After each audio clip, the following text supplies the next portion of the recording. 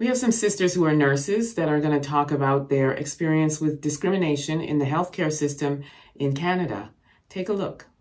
Keep it low. Don't talk too loud.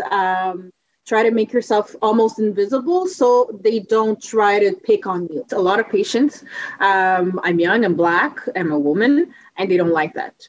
I've been told that I don't want you to take care of me because you're Black, literally. I've been called the N-word. Some patients have been violent towards me because I am Black. It happens while a resident will say things such as, to some of my employees, I don't like your hair, I don't like your skin, don't touch me. We talk about the opportunities that we've missed, the double work that we have to do just to get to the level of someone who's non-Black. Continue to take your place because we're as good as anybody else, even though they're trying to make us believe that we're not. If we're not taking care of the healthcare system, there's a lot of issues that are not, underlying issues that are not taken care of. We should review education towards nursing schools because we need to evolve our practices. These nurses claim stereotypes and false information has been taught in school, such as Black people having thicker skin and being able to tolerate more pain. If someone Black is complaining about pain, they're really not going to take it as seriously. One nurse recounts how she witnessed how Black patients are being treated differently than white patients.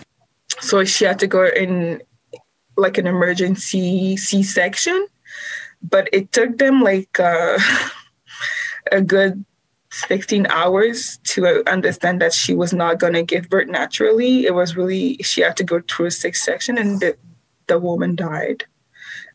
But had been taking her pain seriously earlier, she might not. I'm not saying she will survive, but she maybe could have been alive.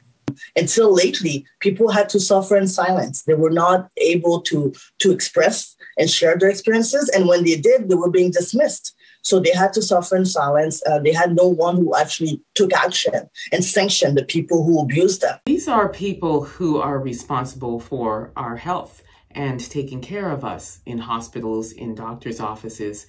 And the level of deep-rooted and entrenched systemic racism that would exist to the point where them folks will deny care by a nurse because of the color of her skin. And then on top of that, what they're teaching in school, to teach that Black people have thicker skin, which then translates to us not being taken seriously when we're in pain and we go into the hospital. This is a common occurrence. I myself have been in that situation where I would be in a hospital or an ER for some sort of pain I'm suffering, and it is obvious that they're not taking my pain seriously at all. And here in Canada, although the healthcare is free, you can sit in an ER for anywhere from 10 to 15, sometimes 20 hours waiting for care or to see a doctor.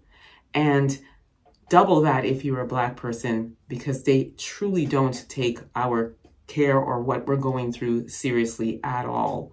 And there are several reports of patients passing away due to the fact that they weren't taken seriously and they were left to sit in an ER room for hours and hours and hours.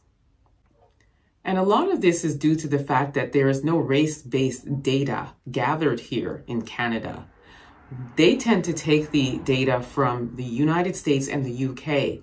And as a result of that, even simple things like issues with high blood pressure or problems with diabetes, they're not able to accurately prescribe the right medicines for us.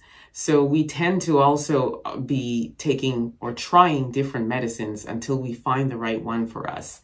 So the medical system and the healthcare system in Canada needs to do better with ensuring that all races are accurately cared for, prescribed the right medicines, and treated equally.